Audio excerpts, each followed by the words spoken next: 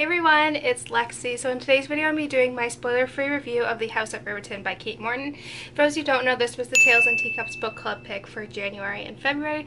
So if you're still interested in participating in the discussion video, I'll have that up later in the week so you can send me your video submissions or kind of comments, and I'll have everything linked down below so you can go and check that out if you're interested in participating.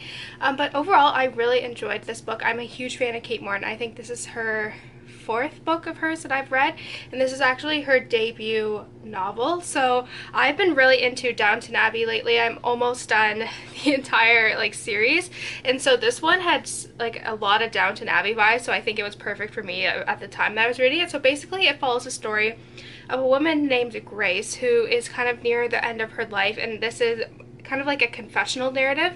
So she was a housemaid and later lady's maid for this very rich family in England, and when she was working there, I think in 1926, where this huge scandal took place where a poet shot himself, and it was Grace and the two sisters that were the sole witnesses and everything that kind of surrounded that. So it ended up being a bit of a cover-up, and this movie maker is kind of doing a film about this family and the events that took place that night, and so she's kind of forced to relive everything that kind of took place. So we kind of follow her when she's younger, first starting out at Riverton, and then kind of everything that takes on after that. So I really enjoyed this. I think for me in particular, like I said, I've been loving Downton Abbey, and this is very similar in terms of between the clash of the upstairs and downstairs and just kind of the two different worlds of that, which I really enjoyed. And it was very atmospheric, which I enjoyed. I could picture myself at this house. I could see the characters. I can feel totally have a vivid image in my head of what this world was like, and I think that's what makes Kate Morton such a very good author. I think I've noticed in her other books as well that it's very atmospheric, and you can totally immerse yourself in this world, and I think that's what makes her such a unique and powerful author in my opinion.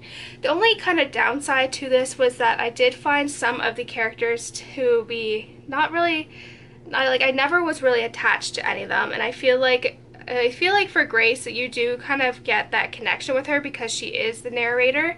However, I didn't feel really connected to her, and I think that's a big kind of downside, especially because she is the sole narrator of this story.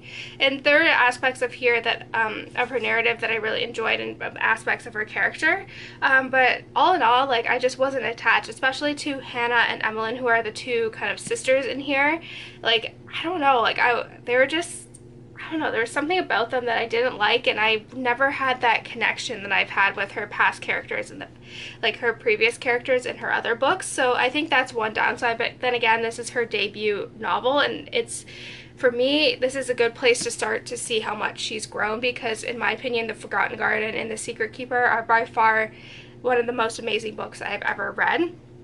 And I did find the end to be a little bit all over the place. It kind of jumps around, and I don't know, they kind of flash forward a day after it and then go back to it. So it felt a bit rushed and kind of really jumbled, and it does end very abruptly, but I think that's purposeful, and I did understand kind of the notion of that. But all in all, besides the kind of few things that I disliked about this book, or I did have some issues with, I really enjoyed it. I gave it a 4 out of 5 stars. It is very immersive, and if you are a fan of Downton Abbey, I think you will really like this book, just from being from the perspective of someone who is a housemaid and later a lady's maid, and just kind of those culture, and especially after the war, how things started to change. So I think this one is a really good book to read if you love Downton Abbey, and it's a good introduction to this author. So I recommend, if you are interested in reading anything by Kate Morton, then to start with this one and then go to her other works so you can kind of compare and see how much she's grown. But still, this book was very good, a very good debut. I'm just a little nitpicky because I know what she's capable of with her other works. So yeah, so like I said, I really enjoyed this, and I'm very happy I picked it up when I did, when I'm kind of nearing the end of Downton Abbey. So yeah, so that's it, guys. Thank you guys so much for watching. Let me know in the comments below if you've read this book or you're interested in it. And if you're also interested in doing the discussion, that which will be up later this month, let me know so I can be on the lookout for your video or comment submissions. So yeah, thank you guys so much for watching, and I will see you guys next time. Bye, guys.